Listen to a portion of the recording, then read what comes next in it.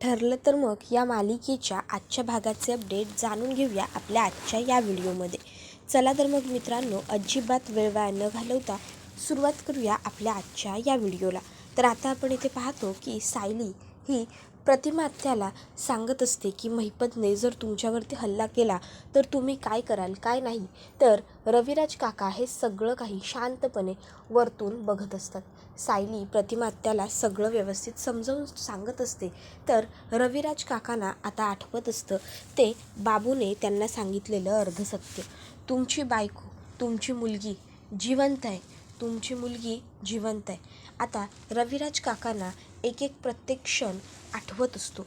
मग हळूहळू ते आता चिंतित होत चाललेले असतात. त्यांच्या मनात बरेचसे प्रश्न उद्भवत असतात की हे सगळं काय सुरू आहे, कशासाठी वगैरे. त्यांना प्रतिमा त्या घरी परत आलेला प्रसंग पुन्हा एकदा आठवतो आणि मग त्यांना आठवतं की तेव्हा प्रतिमा त्या किती घाबरलेली, भेदरलेली होती आणि आत्ताची प्रतिमा किती बेधडक, बिनधास्त आहे. आत्ताची प्रतिमा ही स्वतःहून महिपतला सामोरी जायला तयार झालेली, पण तेव्हाची प्रतिमा ही साधी तिच्याच माणसांसमोर सुद्धा यायला घाबरत होती. आता हा सगळा गॅप तो मोजत असतो. तर आता त्याला आठवतं त्या दिवशी प्रतिमा आत्यांनी किती हक्काने येऊन रविराज काकांना सांगितलं, अहो मला हे एवढं सगळं सामान तुम्ही आणून द्यायचं आणि याच्यातले 4 जिन्नस तर अगदी लगेच आणून द्यायचे आहेत, कारण मला हे जिन्नस ताबडतोब हवे आहेत. तुम्ही पेपर वाचत नंतर बसा, आधी मला ते जिन्नस आणून द्या. त्याबरोबर दुसरीकडे सायली ही प्रतिमा आत्याची अगदी छान व्यवस्थित तयारी करून घेत असते. रविराज काकांना आता त्यांच्या अपघाताचा प्रसंग आठवतो आणि अपघाताचा प्रसंग आठवल्याच्या नंतर ते जरा अस्वस्थच होऊन जातात. म्हणजे अपघात आठवल्यानंतर रविराज काकांनासुद्धा टेन्शन येतं आणि ते सुद्धा त्या घडून गेलेल्या गोष्टींचा विचार करू लागतात. इतक्यात त्या ठिकाणी आता ते विचार करत असताना अर्जुन येतो. अर्जुन येतो आणि रविराज काकांच्या पाठीवरती अलगद हात ठेवतो. आता अर्जुनने येऊन इतक्या अलगद हात ठेवल्यावर मग रविराज काका अर्जुनकडे बघतो. तर अर्जुन रविराज काकांना डोळ्यांनीच खुणावून धीर देत असतो. तो रविराज काकांना हेच सांगण्याचा प्रयत्न करत असतो की तू काही काळजी करू नकोस, मी तिथे असणार आहे आणि मी असताना मी प्रतिमा आत्याला काहीसुद्धा होऊ देणार नाही आहे. तर रविराज काकांना ही मात्र वेगळीच भीती असते की प्रतिमाला काही झालं तर मी काय करू. अर्जुन सांगत असतो, सिनियर मला माहिती आहे आता तुला प्रतिमा आत्याला गमावण्याची भीती वाटते, पण प्लीज माझ्यावर विश्वास ठेव, मी प्रतिमा आत्याला काहीसुद्धा होऊ देणार नाही. मग तुझा माझ्यावर विश्वास नाही आहे का. त्यावर रविराज काका म्हणतात, शंका आहे का अर्जुन, तुझ्यावर माझा पूर्ण विश्वास आहे, पण प्रतिमाला जर काही झालं ना तर मला सहन नाही होणार आता. त्यावर अर्जुन सांगतो, प्रतिमा आत्याला काही नाही होणार सिनियर. त्यावर रविराज काका म्हणत असतात की यावेळी जर त्या महिपतने प्रतिमाला काही करण्याचा प्रयत्न जरी केला ना तरी मी त्या महिपतला जिवंत नाही सोडणार मी त्याला, जीव घेईन मी त्याचा, त्याने माझ्या प्रतिमाकडे बघितलं जरी तरी. कारण मी एकदा रिस्क घेतली आहे, पण आता पुन्हा मी तीच चूक आणि तीच रिस्क नाही घेऊ शकत, तुला तर माहिती आहे. त्याबरोबर अर्जुन म्हणतो, हो सिनियर, पण एक गोष्ट लक्षात ठेव, आपल्याला ह्या केसच्या बाबतीत कुठूनच वीक पॉईंट सोडायचा नाही आहे, हे मी तुझ्याकडूनच शिकलो आहे. मी आज तुला सिनियर म्हणून नाही तर ॲडव्होकेट रविराज किल्लेदार म्हणून विचारतो, मला सांग या केसच्या बाबतीत आपण एकतरी वीक पॉईंट सोडू शकतो का. त्यावर रविराज काका नकार देतात. त्यावर अर्जुन म्हणतो, मग तू ह्या केसमध्ये वीक होऊन आपल्याला चालेल का. त्यावर सुद्धा रविराज काका नकार देतात, पण म्हणतात की मला कळतं आहे सगळं, पण जमल की नाही याची शंका आहे, म्हणजे प्रतिमाच्या बाबतीत तुला तर माहिती आहे ना.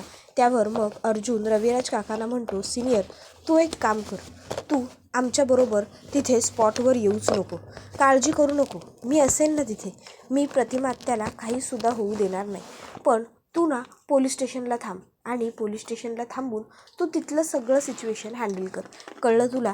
स्पॉटवरती मी जाईन प्रतिमा आत्याबरोबर आणि सायलीबरोबर, तू काळजी करू नको, तिथे मी असताना प्रतिमा आत्याला काही एक होणार नाही. मग तर झालं. आता अर्जुनने ही एवढी हामी भरल्यानंतर मग मात्र रविराज काकांचा नाईलाज होतो आणि रविराज काका ह्या गोष्टीसाठी तयार होतात.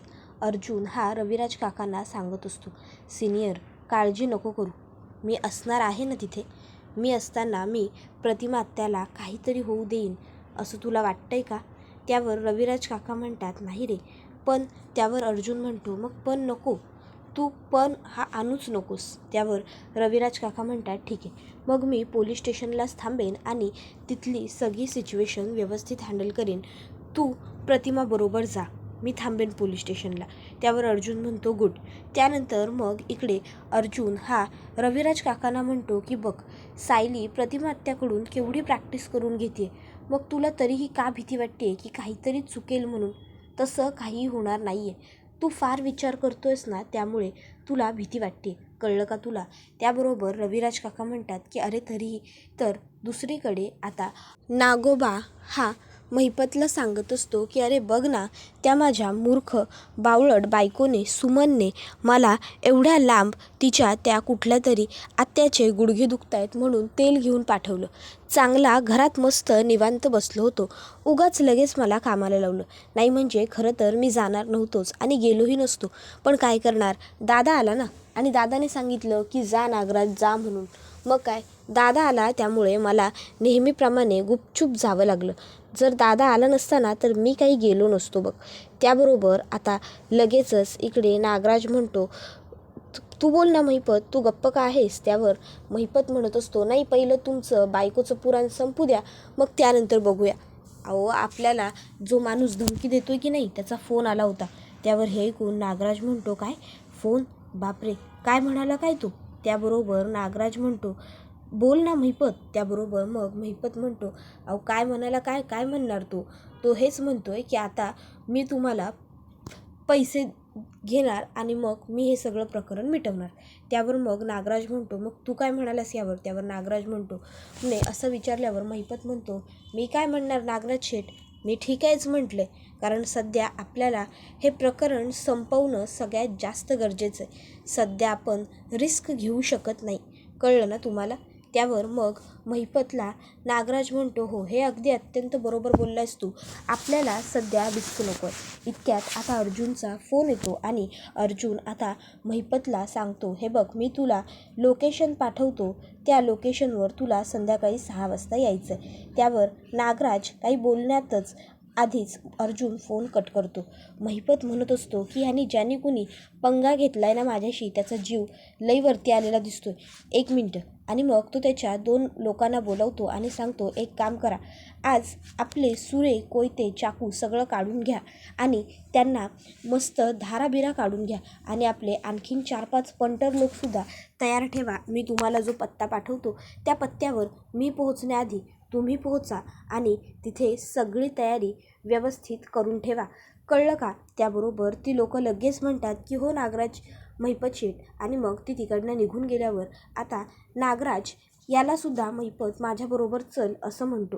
त्याबरोबर लगेचच आता तो म्हणतो की अरे नाही नको, मी कशाला येऊ तिकडे, नाही म्हणजे तो जो कोणी माणूस आहे त्याला फक्त तुझ्याबद्दलच माहिती आहे ना, मग मी सुद्धा तिकडे येण्याची काय गरज आहे? नाही म्हणजे मी सुद्धा जर तिकडे आलो तर मग त्याला माझ्यावरती सुद्धा शंका येईल आणि माझ्यावरती त्याला अजूनही शंका नाही आहे, म्हणजे या सगळ्यामध्ये आपण दोघं होतो हे त्याला माहीतच नाही आहे. मग जर त्याला ही गोष्ट माहीत नाही आहे तर मी तिकडे यायलाच नको.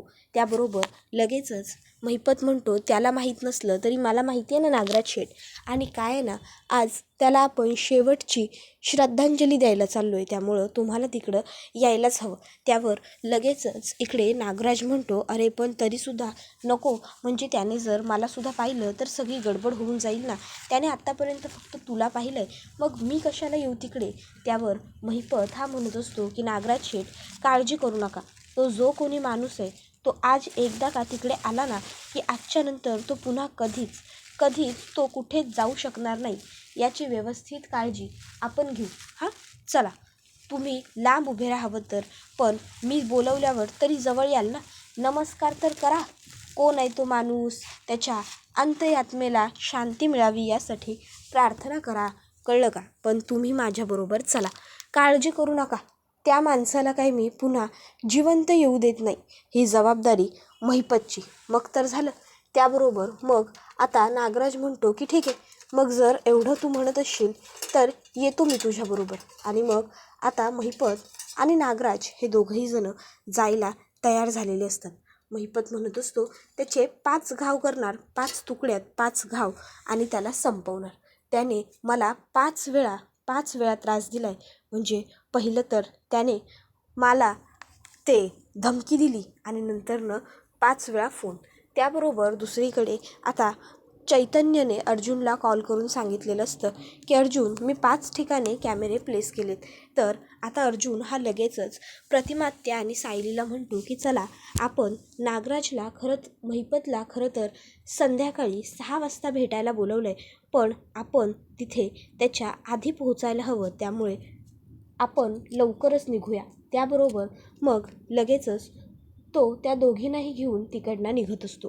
त्यावर सायली ही लगेच आता म्हणत असते, अहो थांबा, आपण देवी आईचं दर्शन घेऊ आणि त्यानंतरच बाहेर पडू. त्याबरोबर आता सायलीने असं म्हटल्याबरोबर प्रतिमात्यासुद्धा म्हणते की हो, त्या दिवशी माझं दर्शन घ्यायचं होतं, पण मला अचानकमध्ये चक्कर आली आणि त्यामुळे माझं दर्शन घ्यायचं राहून गेलं. त्याबरोबर रविराज काका हे प्रतिमात्याला सांगत असतात की हे बघ प्रतिमा, तू जाशील तेव्हा सांभाळून जा. प्रतिमात्या ही सांगत असते, आपण एकदा देवी आईचं दर्शन घेऊ, म्हणजे मलासुद्धा बरं वाटेल. त्यावर अर्जुन म्हणतो ठीक आहे, तुम्ही दर्शन घ्या. त्यावर प्रतिमात्या सगळ्यांनीच दर्शन घेऊया असं म्हणते. मग अर्जुनही ह्या गोष्टीसाठी तयार होतो. प्रतिमात्या म्हणते कदाचित देवी आईचं दर्शन घेतल्यानंतर तरी माझ्या मनाला तिथे पोहोचेपर्यंत शांतता वाटेल. सायली म्हणते हो बरोबर आहे तुमचं प्रतिमात्या, चला मलासुद्धा तसंच वाटते. देवी आईचं दर्शन घेतलं, तिचा आशीर्वाद मिळाला की आपल्याला दोघींनाही बरं वाटेल. त्यानंतर मग अर्जुन आणि रविराज काकासुद्धा त्यांच्याबरोबर दर्शनासाठी जातात. त्याबरोबर मग आता लगेच सायली, अर्जुन, रविराज काका, प्रतिमात्या त्याचबरोबर सुमन काकीसुद्धा आता देवी आईचं दर्शन घेते. सुमन काकीची सुद्धा हीच इच्छा असते की महिपत पकडला जावा आणि महिपतला शिक्षा मिळावी.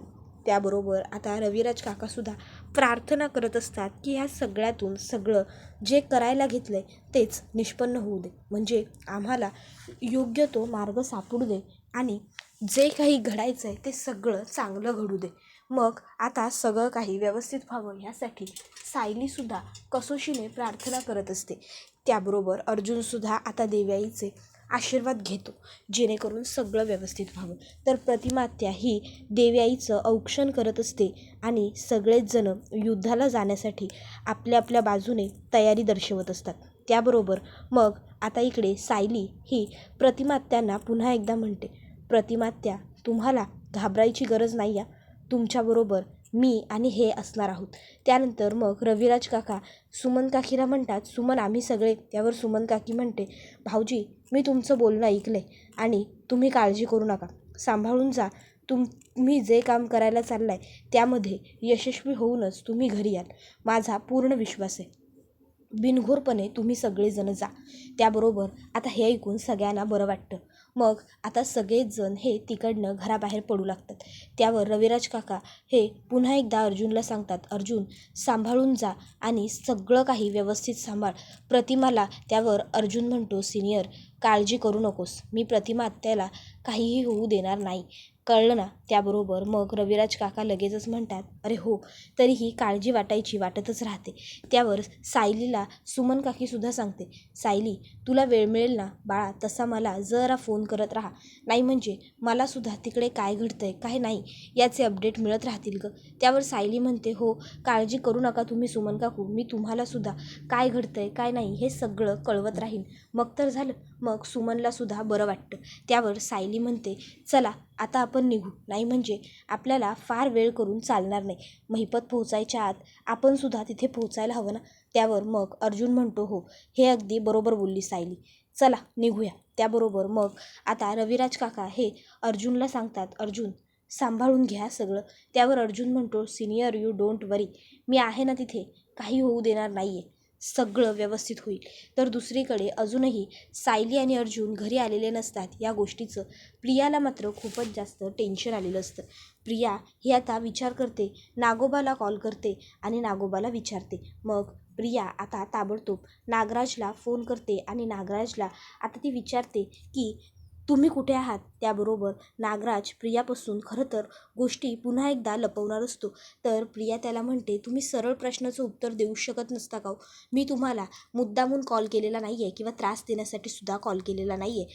मी तुम्हाला हे सांगायला कॉल केला आहे की अजून इतका वेळ झाला तरी सायली आणि अर्जुन हे घरी आलेले नाही आहेत. सायली आणि अर्जुन घरी आलेले नाही आहेत ना, म्हणूनच मला काळजी वाटते की नक्की काहीतरी गडबड गफलत असू शकते आणि म्हणूनच मी तुम्हाला कॉल केला आहे. काय झालं? बोला लवकर.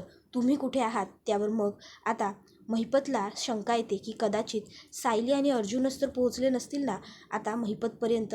मग आता प्रिया म्हणते, बोला काय झालं आहे? मग नागराज प्रियाला सगळं काही खरं सांगतो. प्रिया म्हणते, बाप रे, हे एवढं सगळं घडलं आणि तुम्ही मला सांगितलंसुद्धा नाही.